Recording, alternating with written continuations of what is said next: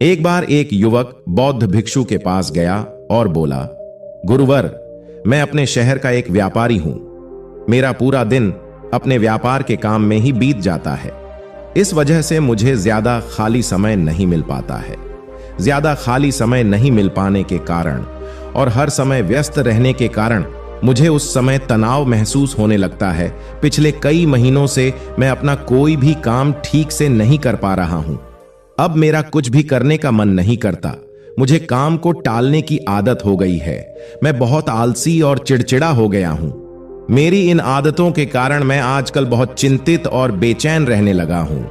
कृपया मुझे कोई ऐसा उपाय बताएं जिससे मेरा मन दिन भर भटकता न रहे और मैं पहले की तरह अपने काम से काम रख सकूं।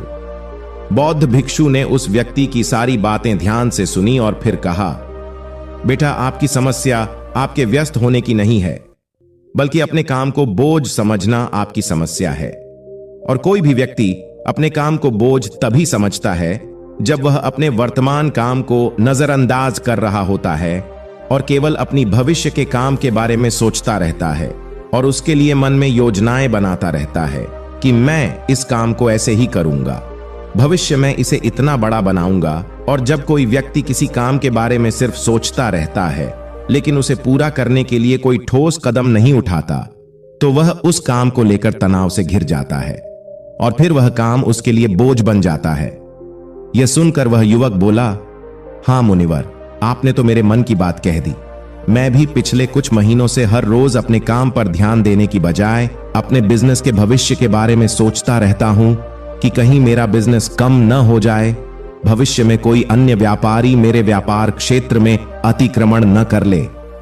और भी ऐसी कई नकारात्मक बातें मेरे दिमाग में चलती रहती हैं, जिसके कारण मैं अपने आज के बिजनेस पर ध्यान नहीं दे पा रहा हूं। यह सुनकर बौद्ध भिक्षु ने कहा, हम अपने विचारों में जितनी बड़ी समस्याएं बनाते हैं, असल जिंदगी में समस्याएं इतनी बड़ी नहीं होती। आपको बस अपने आज पर ध्यान केंद्रित करने की जरूरत है, बाकी सब चीजें अपने आप ठीक हो जाएंगी। फिर व्यक्ति ने कहा, मुनिवर, मैं ऐसा करने में सक्षम नहीं हूं। मैं अपने आज के काम पर ध्यान केंद्रित नहीं कर पा रहा हूं। मैंने बहुत कोशिश की लेकिन मैं हर बार हार जाता हूं। मुझे अतीत की गलतियों पर पछतावा होता है। मैं भविष्य के लिए योजनाएं बनाने लगता हूं और फिर मेरा मन बेचैन हो जाता है।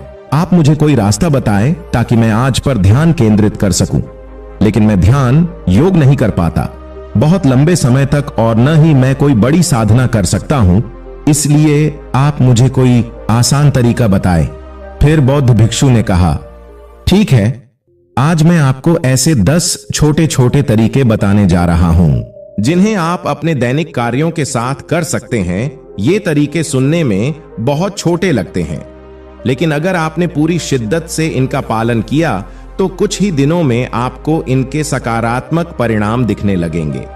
फिर व्यक्ति ने कहा, हां मुनिवर, आप मुझे वो 10 तरीके बताएं, मैं उन पर जरूर अमल करूंगा।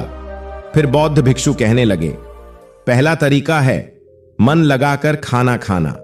ज्यादातर लोग खाते समय खाने पर ध्यान नहीं देते, बल्कि उनका ध्यान बातचीत करने पर ही होता है। कोई पुरानी सोच में खोया हुआ है या किसी देखने वाली चीज में खोया हुआ है, जिसके कारण खाना खाते समय भी उनका मन बेचैन रहता है। जबकि हमें खाने की थाली में उसकी खुशबू आती है कि थाली में क्या खाना परोसा गया है, खाना कैसा दिखता है। इन सभी का ध्यान पूर्वक निरीक्षण करना चाहिए और जो भोजन बनाता है और जो उस भोजन को उगाता है, उन्हें मन से धन्यवाद देना चाहिए। हमें हर निवाले के साथ भोजन के स्वाद का आनंद लेना चाहिए, न कि केवल पहले निवाले के लिए। यदि आप भोजन को ध्यान से प्यार से लेते हैं तो भोजन समाप्त होने के समय आपका मन पूरी तरह से शांत हो जाएगा और आप अंदर से खुशी महसूस करेंगे। और यही कारण है कि पुराने भारतीय समाज में मौन रहकर भोजन करने की परंपरा रही है, क्योंकि मौन रहकर मन लगाकर भोजन करना भी ध्यान का एक तरीका है। और सिर्फ खाना खाते समय ही नहीं, बल्कि आप रोजमर्रा के काम जैसे चलना, नहाना, साफ सफाई आदि भी ध्यान से करेंगे तो आप पूरे दिन खुशियों और अनंतता से भरे रहेंगे। बौद्ध भिक्षु ने कहा, दूसरा तरीका यह है कि आप अपनी सांसों पर ध्यान दें। सांस लेना एक प्राकृतिक और लयबद्ध प्रक्रिया है जो स्वाभाविक रूप से चलती रहती है। जब हम अपनी सांसों पर ध्यान देते हैं तो यह हमें मन से शरीर की ओर ले जाती है। परिणाम स्वरूप हम अपने विचारों के भ्रम, भय और चिंता से मुक्त हो जाते हैं और इसे आप किसी भी समय कर सकते हैं। बुद्ध द्वारा बताई गई ध्यान की विधि में बताया गया है कि अपनी आने और जाने वाली सांसों पर ध्यान केंद्रित करें।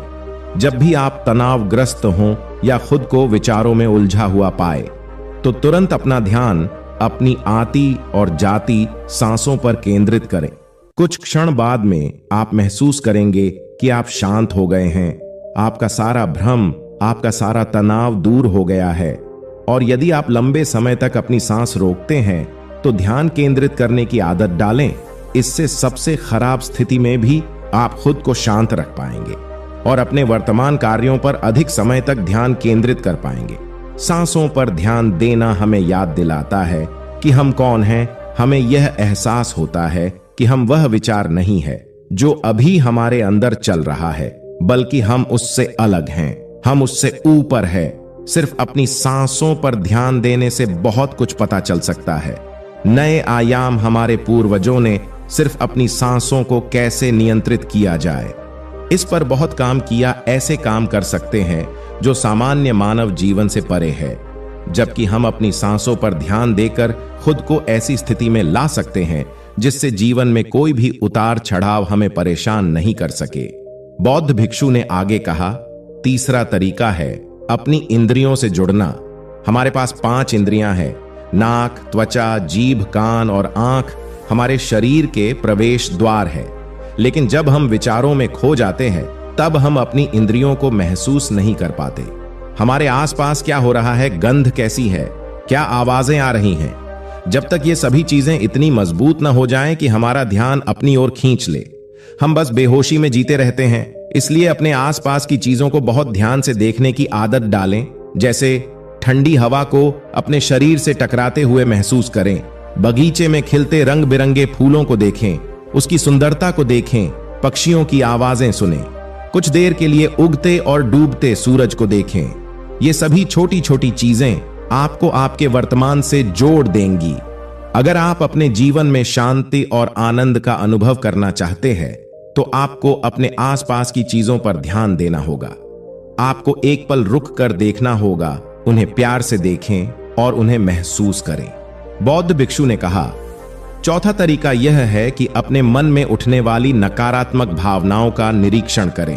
परेशान होना, निराश होना या गुस्सा आना इंसानों में आम बात है, लेकिन हमें ऐसी भावनाओं में नहीं बहना चाहिए। लेकिन जब भी हम ऐसा करते हैं और किसी तरह का हमारे अंदर नकारात्मक भावनाएं हैं, तो हमें इन भावनाओं पर ध्यान देना चाहिए। जैसे जब आपको गुस्सा आता है या कुछ गलत करने का मन करता है, तो उस वक्त आपके मन में किस तरह के विचार उठ रहे होते हैं, तो थोड़ा रुकिए। थोड़ी देर में आपको लगेगा कि आप वो विचार नहीं है, आप उनसे अलग हैं। आप उन्हें देखते रहें और थोड़ी देर में वो सारे नकारात्मक विचार गायब हो जाएंगे। और अगर आप हर बार ऐसा करते हैं तो आप अपनी भावनाओं पर नियंत्रण करना सीख जाएंगे। बौद्ध भिक्षु ने 5वां तरीका बताया, अपने मन में आने वाले हर विचार पर भरोसा न करें। हमारा दिमाग हर समय अनुमान और धारणाएं बनाता रहता है जो हर बार की तरह सच नहीं होगी। किसी व्यक्ति से मिलते हैं या कुछ नया देखते हैं तो तुरंत हमारा दिमाग उसके बारे में पूर्व धारणाएं बनाना शुरू कर देता है और फिर वह वस्तु या व्यक्ति उसे अच्छा या बुरा बनाकर हमारे सामने प्रस्तुत कर देगा और फिर हम अपने विचारों को सत्य मान लेते हैं और उस व्यक्ति या वस्तु को वैसा ही कहने लगते हैं। और कुछ लोग अपनी मान्यताओं को हल्के में ले लेते हैं और उस पर कायम रहते हैं, जबकि हमें प्रयास करना चाहिए स्वयं को किसी भी प्रकार की पूर्व धारणाओं से मुक्त रखना और पूर्ण जागरूकता के साथ चीजों को वैसे ही देखने का प्रयास करें जैसे वे वास्तव में हैं। हमें अच्छाई और बुराई का आवरण नहीं ओढ़ना चाहिए। यदि आप पूर्ण साक्षी के साथ वर्तमान में रहते हैं तो बिना किसी पूर्व कल्पना के कुछ भी देखें और सुने तो यह आपको शांत और तनाव मुक्त रखेगा। बौद्ध भिक्षु ने कहा, छठा तरीका यह है कि प्रतिदिन कुछ समय के लिए ध्यान का अभ्यास करें। ध्यान करने के लिए घंटों बैठने की आवश्यकता नहीं है। दिन भर में 10 मिनट का ध्यान भी जीवन में सकारात्मक प्रभाव डाल सकता है। प्रतिदिन ध्यान करने से हमारे जीवन में नई ऊर्जा, उत्साह, शांति और प्रेरणा आएगी। हम पूरे दिन अंदर से खुश और शांत महसूस करते हैं। रोजाना ध्यान करने से आप स्वाभाविक रूप से वर्तमान क्षण में जीना सीखते हैं। बौद्ध भिक्षु ने कहा, 7वां तरीका यह है कि आपके पास जो कुछ भी है उसके लिए आभारी रहें। जीवन में खुशी लाने का सबसे आसान तरीका है धन्यवाद नहीं बल्कि आभार व्यक्त करना। केवल वही चीजें हमारे पास होती हैं जो हमें वास्तविक आनंद देती है, लेकिन जो हम पाना चाहते हैं हम उसे पाने का रास्ता भी देखना शुरू कर देते हैं, क्योंकि कृतज्ञता से भरा हृदय समस्याओं पर नहीं बल्कि समाधानों पर ध्यान केंद्रित करता है। आपके पास जो कुछ भी है उसके लिए अदृश्य सार्वभौमिक शक्ति को धन्यवाद देने से आपका जीवन जादुई रूप से बदल सकता है। आपको यह सोचना चाहिए कि आप कितने भाग्यशाली हैं। आपके पास एक निश्चित चीज है, उदाहरण के लिए आपके पास है एक वंशानुगत व्यवसाय है, और हम नहीं जानते कि ऐसे कितने लोग हैं जो आपके जैसा व्यवसाय करना पसंद करेंगे, लेकिन उनके पास नहीं है। इसके अलावा आपको इसके लिए आभारी होना होगा कि आपकी थाली में भोजन है, जबकि दुनिया में लाखों लोग भूख से मरते हैं। आगे बौद्ध भिक्षु ने कहा, 8वां तरीका यह है कि किसी दूसरे व्यक्ति से बात करते समय उसकी बात ध्यान से सुने, बिना यह सोचे कि हमें उससे क्या कहना है या उसे कैसे जवाब देना है। आपको सामने वाले व्यक्ति की बात ध्यान से सुननी चाहिए। आपको सामने वाले से बात करनी है ना कि उसे जवाब देना है।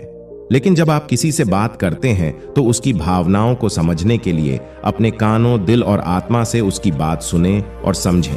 ऐसा करने से उस व्यक्ति के साथ आपका रिश्ता मजबूत होगा और यह आपके लिए अपना धैर्य और एकाग्रता बढ़ाने का भी एक अभ्यास है। और जब हम सुनते ज्यादा हैं और कम बोलते हैं तो हम बहुत सारी परेशानियों से बच जाते हैं, जिससे हमारा मानसिक तनाव कम हो जाता है।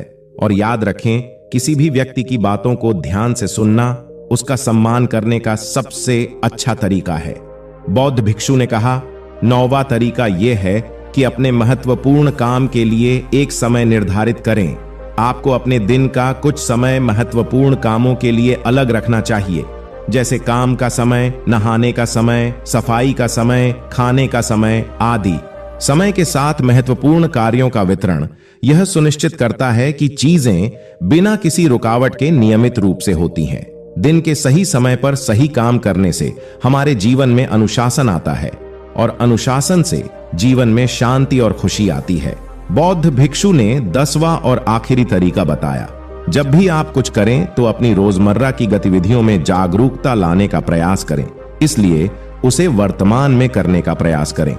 हर बार आपका दिमाग अपने ही ख्यालों में खोया रहता है, लेकिन आपको खुद को वर्तमान में वापस लाना होगा और आपको इसे हर बार तब तक करना है जब तक यह आपकी आदत न बन जाए, और साथ ही आप यह देखने की कोशिश करें कि उस काम को करते समय आपके अंदर किस तरह के विचार उठ रहे हैं। यह छोटा सा व्यायाम आपको वर्तमान में जीने में मदद करेगा। बौद्ध भिक्षु ने आगे कहा, शांति और आनंद कोई घटना नहीं है, बल्कि यह एक प्रक्रिया है जो हमारे जीवन के साथ चलती है। अगर हम सचेत होकर जीना सीख लें तो जीवन स्वर जाता है। इतना कहकर बौद्ध भिक्षु चुप हो गए और व्यापारी उन्हें धन्यवाद देकर चला गया।